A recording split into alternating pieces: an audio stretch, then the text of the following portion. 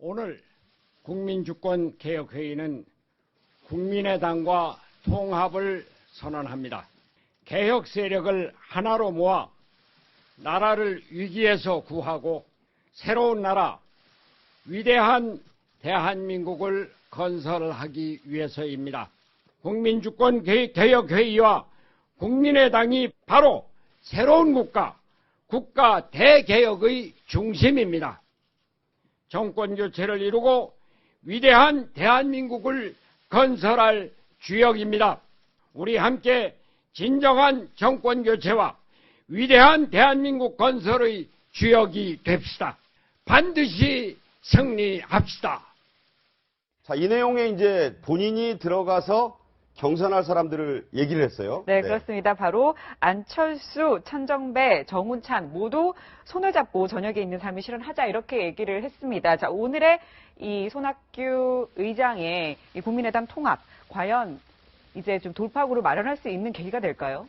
일단 정치권에서 첫 소통합, 제3지대를 전체 아우르는 빅텐트라든가 큰 대통합은 아니지만 첫 소통합이기 때문에 제가 볼 때 여의도나 언론에서 많은 관심을 갖는 것 같다는 생각이 들어서 그 노골에 많은 공을 들였던 손학규 전 대표나 안철수 전 대표 고생을 했다는 생각이 들고요. 다만 아쉬운 점은 현재 안철수 전 대표의 지지율이 2위 후보하고도 상당히 큰 차이가 좀 나 있는 상황에서 손학규 전 대표와의 시너지가 얼마나 발생할 것이에 대한 문제, 그리고 손학규 전 대표도 중도층과 호남을 기반으로 한 정치인이고 안철수 의원도 호남과 그러니까 중도를 상징하는 정치인이기 때문에 두 분의 결합이 어느 정도 큰 시너지를 가질 것인가에 대해서는 많은 회의적인 생각이 들지만 그럼에도 불구하고 정치권의 정계 개편에 대한 첫 출발점을 했다는 점에서 충분히 정치권의 눈길을 끌기에는 충분한 것 같다는 생각이 듭니다. 자, 이게 이제 흔히 말하는 스몰 텐트가 하나 쳐진 셈이라고 봐야 하나요? 네, 그렇다고 봐야죠. 그러니까 반기문 중도 하차로 사실상 빅텐트가 무산이 되면서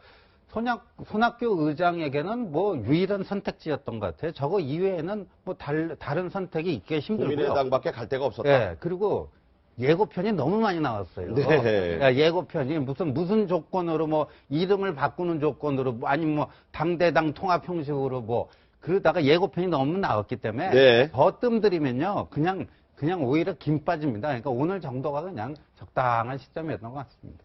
자, 이제 아까 말씀드린 대로 문재인 대세론 속에서 2, 3위 각축 또 보수 단일화의 움직임 뭐 이런 것들이 활발하게 지금 정중동에서 진행이 되고 있는데 김문수 전 경기지사 한때 대선 후보로 거론이 됐었는데 전에는 박근혜 대통령 탄핵에 대해서 상당히 지지하는 입장인 듯 하다가 최근에 입장이 좀 바뀐 것 같은 발언들을 하고 있는데요. 한번 들어보겠습니다.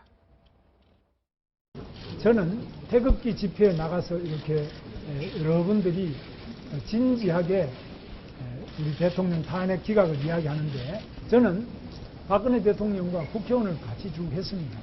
제가 아는 박근혜 대통령은 국회의원 중에서도 가장 청렴한 국회의원 중에 한 분이었습니다. 대통령이 억울한 점이 상당히 많겠다.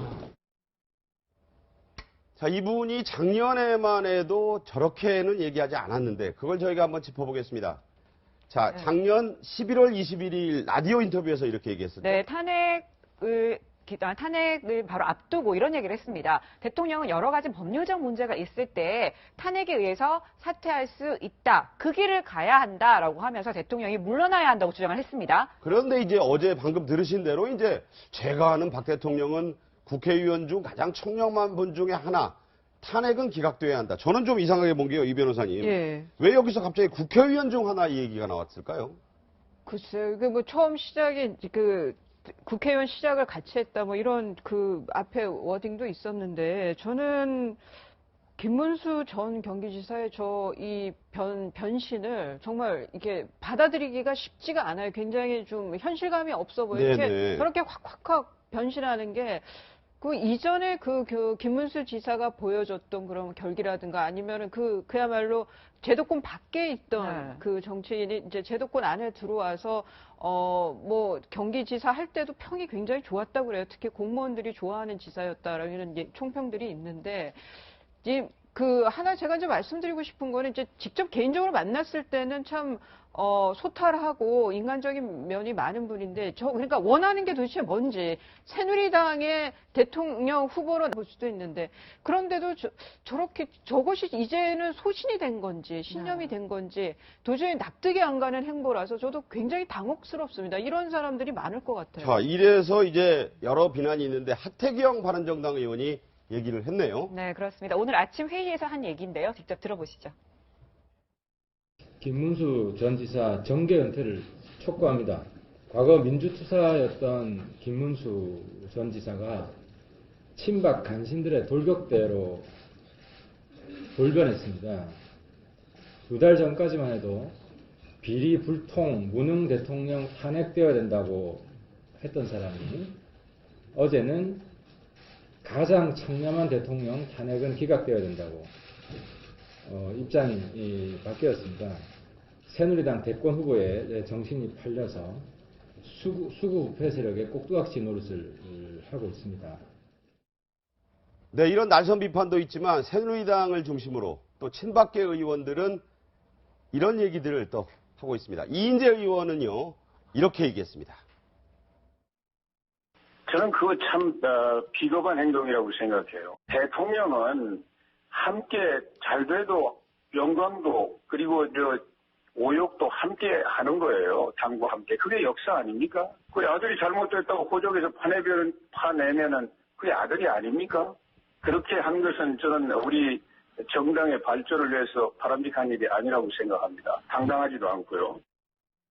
네, 지금 얘기를 들어보면 김문수 전 지사의 얘기도 그렇고, 자, 대통령 탈당을 자진 권유했다 이런 보도가 나오자마자 친박계인 이인재 의원이 발끈하면서 안 된다라고 지금 바로 반박을 하고 나섰거든요. 그러니까 오락가락하는 게 몇몇 특정 개인들이 아니고요. 새누리당 자체가 지금 오락가락하는 게 아닌가 네. 이런 생각이 드는데, 대통령 탄핵되고 나서 뭐 임명진 목사를 비상대책위원장으로 해갖고 그 누구예요? 서청원, 최경환 이 친박 핵심들을 그냥 사실상 당원권 3년 정지니까 차기 공천까지 안 주겠다라는 식으로 무슨 뭐 이제 반성과 혁신하면서 이렇게 한 거 아니에요. 그런데 또 그 임명진 목사가요. 윤상현, 조원진 지난주 토요일에 이른바 그 친박 태극기 집회 참석했다고 지금 경고했잖아요. 네. 그런데 새누리당이요. 무슨 뭐 당명도 바꾸고 최순실도 개명했듯이 말이에요. 여기도 뭐 개명한다고 하는데 근데 로고를 말이에요. 로고를 태극기 뭔가 하양, 파랑, 빨강 태극기가 연상되는 식으로 당 로고를 만들겠다고 그러니까 그렇게 하겠다고 했어요. 태극기 집회에 참석했다고 그 소속 의원들에게 경고를 하면서 당 로고 새로 바꾸는데 그 태극기를 연상하는 로고를 만들겠다. 이게 뭔지 모르겠어요. 자, 제 머리로는 이해가 안 됩니다. 네, 이런 분위기를 반영을 했는지 손범규입니다. 손범규 변호사 전 또 친박계 의원이었는데 자 이제 헌재의 탄핵 판결에 대해서도 우리가 좀 자신감을 좀 갖게 됐다. 저는 좀 의아했는데 이런 근거를 가지고 얘기했습니다. 들어보겠습니다. 이제는 소추위원 측이 생각하는 그런 사실관계가 아니라 그 반대편 우리가 생각하는 사실관계도 많이 밝혀졌기 때문에 네. 이제는 힘의 균형을 가지게 됐다. 이제는 우리가 더 열심히 노력하면 이길 수도 있다. 자, 여러 얘기 중에 이제는 뭐 우리도 좀 이길 수 있다. 이 얘기가 좀 화제가 되고 있네요. 뭐 아전인수격 해석인 것 같은데요. 여하튼 그 헌재의 기준 중에 하나는 국민들이 대통령에 대한 신뢰를 거뒀느냐 아니냐가 중요한 기준이기 때문에 저 태극기 집회가 많으면 많아질수록 뭐 유리하다는 생각. 저는 뭐 굳이 법리적으로만 따지면 틀린 거는 아닌데 과연 그러니까 지금 태극기 집회가 또 성격이 두 개로 나눠져 있거든요. 아, 그렇죠. 친박 집회가 네네. 있고 또 정말 그 안보에 대한 걱정으로 나오는 집회가 그 있고 안에서도 갈래가 있다는 갈래가 거죠. 있어요. 그러니까 아마 그런 의미에서 한 건데 법리적으로는 뭐 크게 틀린 말은 아닙니다. 네, 지금 SNS에 이제 글을 올린 걸 보면, 자, 이렇게 얘기를 했어요. 애국 시민들이 탄핵 직후에 어리둥절 밀렸는데, 이제는 애국 시민들이 뭉쳐서 그 힘이 급격히 커지고 있다라고 해서 굉장히 논란이 됐거든요. 그러자 그 부분에 대해서 이 손범규 변호인이 이렇게 얘기를 한 겁니다. 자, 소추위원이 생각하는 사실관계가 아니라, 우리가 생각하기에는 힘의 균형을 가지게 돼서 그렇게 얘기를 한 거다. 이렇게 해명을 했거든요. 전적으로 이제 현재 대통령 선거인단이라든가 대통령을 지지하는 쪽 사람들이 법리적 대응보다는 정치적 대응, 여론전 대응을 하고 있다는 것에 대한 것을 입증하는 그 말이라는 생각이 들고요. 제가 볼 때는 일시적으로 태극기 집회 참여하는 보수층들이 늘어나고 있는 건 사실인 것 같습니다. 그건 부인할 수 없으나 네. 하지만 국민 저변에 대통령이 처음에 대국민 기자회견을 시작으로 해서 현재까지 국민들의 탄핵에 대한 그 지지율은 78%에 80% 사이에 육박하는 것이 한 번도 오차범위 내를 변한 적이 없습니다. 그 얘기는 국민들은 일시적인 친박들이 지지자들이 결집한다고 하더라도 이 문제 오랫동안의 국정 공백에 대해서는 대통령과 그 집권 여당이었던 쪽에서 책임을 져야 한다는 여론은 변함이 없다는 생각이 들고요. 제가 볼 때는 보수의 힘 국민행복당 얘기하고 있는데 이 국민들이 볼 때는 친박의 힘 친박만 행복한 당으로 생각하고 있는지 모르겠습니다. 다시 한번 국민의 정확한 여론을 되짚어봐야 될 시점이 아닌가 생각이 듭니다. 네. 어제부터 이제 운명의 한 주가 시작됐다고 했습니다. 이런 여러 움직임들 어디로 향할지 저희 뉴스특보를 통해서 여러분께 자세히 전해드리겠습니다. 오늘 말씀은 여기까지 듣겠습니다. 고맙습니다.